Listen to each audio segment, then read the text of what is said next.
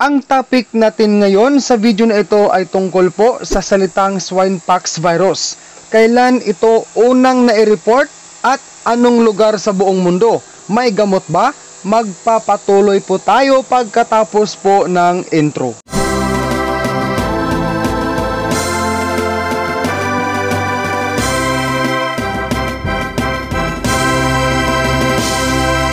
Bago po tayo magpapatuloy, kung ikaw po ay baguhan pa lang dito sa aking YouTube channel, kung hindi ka pa ho nakapag-subscribe, mag-subscribe ka na po and hit the bell ring yung all para po updated ka palagi sa mga bago ko pong ina-upload sa simple video sa pag-alaga ng baboy. And also guys, paki-follow na rin po ang akin pong Dudong Villaran page po, ang FB page ko po. And then, ang Kings Beta Plus po pala ay mabibili po sa Agribet Stores nationwide. Meron po akong dalawang link na nilagay dyan sa description para po sa mga nais pong mag-direct order. So guys, dito tayo sa ating topic ngayon. Ito pong salitang swine-pox virus. Ito ay maliit na bilog na kulay pula kung kasisimula pa lang tumubo sa katawan ng baboy. Ito ay sumusukat din ng 10 to 20 mm ang lapad. Yan po ang nagiging sukat batay po sa ginawa kong pagsaliksik. Pagkatapos ng 2 araw hanggang 3 araw simula po na ito ay tumubo sa katawan ng baboy, ay makikita po natin na mag-iiba ang kulay pula, magiging dark red patungo po sa violet or brown na kulay at mabilis itong lumaki o lumapad ayon sa nasambit na sukat na 10 to 20 mm ang lapad.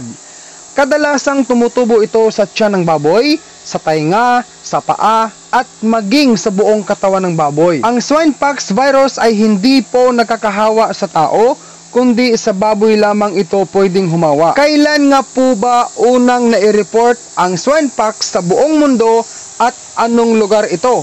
Batay po sa pagsaliksik, ang swine-pox ay una pong nai-report sa Europa noong taong 1842 or 1842 at nasundan ito ng pangalawang pag-report sa Estados Unidos noong taong 1929. Dagdag pa sa pagsaliksik, ang dahilan ng swine-pox ay number 1, pag-aaway-away, paghahalo-halo or pagsasama-sama ng mga baboy. Pangalawa po, hadhad sa balat ng baboy or yung tinatawag nilang skin abrasions. At ang pangatlo, ang swine-pox ay pwedeng kumalat sa pamamagitan ng kuto, men's mite, pag kinagat ng lamok ang baboy na mayroon pong swine-pox at lumipat doon sa baboy na walang swine-pox, may tsansa din po na mahahawaan po sa swine-pox ang baboy na wala nito. Sabi ng eksperto tungkol sa swine-pox, ito ay walang pagamot at ang kondisyon ay karaniwang kusang nalulutas mismo sa loob ng 3 hanggang 4 na linggo simula nang ito ay sumibol sa katawan ng baboy ang swine-pox na yan. Biik man, fatiner, inahin, or barako ay pwede pong magkakaroon ng swine-pox virus na ito. Bago po tayo magtapos sa video na ito, payagan po ninyo ako viewers na i-share po saglit sa inyo ang kasaysayan or history po na naganap sa akin pong baboy inahin noong siya po ay tinubuan ng swine-pox. Ganito po yan guys. Sa pang 3rd day since naglandi po ang inahin ko ay bumili ako ng similya noon ng barako sa iba pong baboyan at agad kong natapos ang unang pag-AI ko sa kanya noon. Ang problemang nangyari sa pangalawang araw after ako nag-AI sa inahin ko noon ay may tumubo ng mga maliliit na red spots po at yun ay swine-pox pala. Pagsapit ng 3 days since AI ko sa kanya noon, ang bilis pong kumalat sa katawan ng baboy inahin ko ang swine-pox.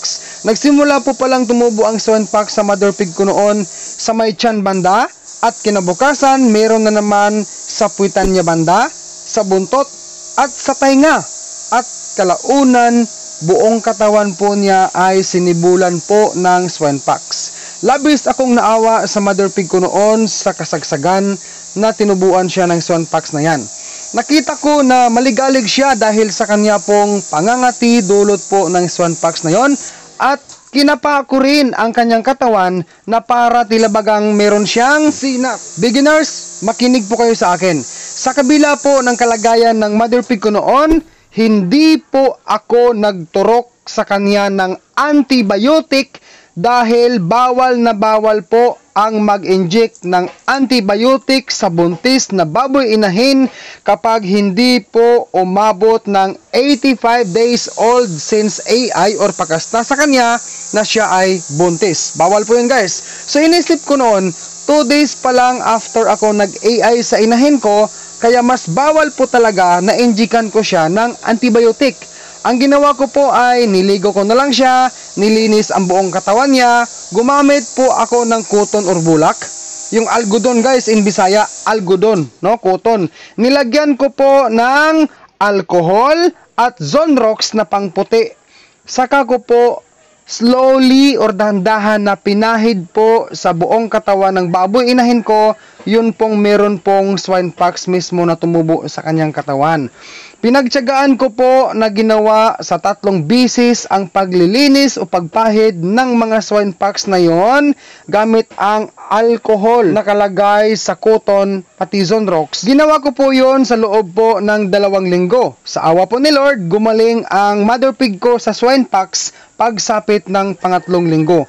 Ngunit ang kabiguang nangyari ay nag-reheat or naglandi po ulit ang baboy inahin ko pagdating po or pagsapit ng 16 days old since unang pag-AI ko sa kanya.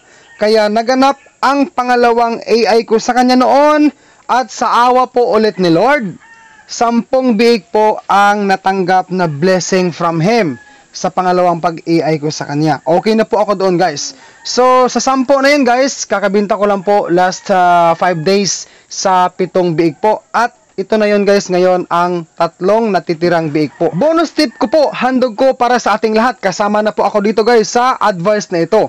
Tayo po bilang nag-alaga po ng baboy, ugaliin po natin or meron tayong kalayaan na gawin pa rin palagi ang laging malinis po ang ating babuyan. Yun pong biosecurity ay mahalaga po, alang-alang po sa ating mga alagang baboy. So ito po guys ang image po ng swine pox sa pangatlong araw simula po nang tumubo ang swine pox na yon sa akin pong baboy inahin. Akin po yan guys ang baboy inahin na yan. So 3 days guys, yan po ang kanyang itsura. And then ito naman po ang image kapag po malapit ng gumaling or pagaling na po ang swine pox na sumibol sa atin pong mga baboy. So makikita po natin na parang laya na guys, no? Dry na dry, nangingitim na siya.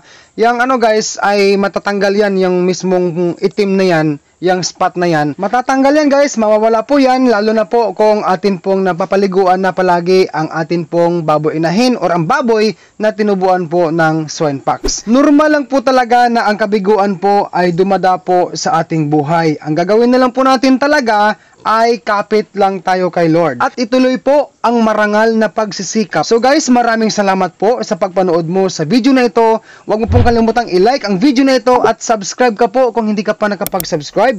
And click the bell ring yung all para po updated ka palagi sa mga bago ko pong ina-upload sa simple video sa pag-aalaga ng baboy. Ako po, si Dudong Villaran ang nagsasabing mabuhay po kayong lahat viewers. God bless po sa ating lahat.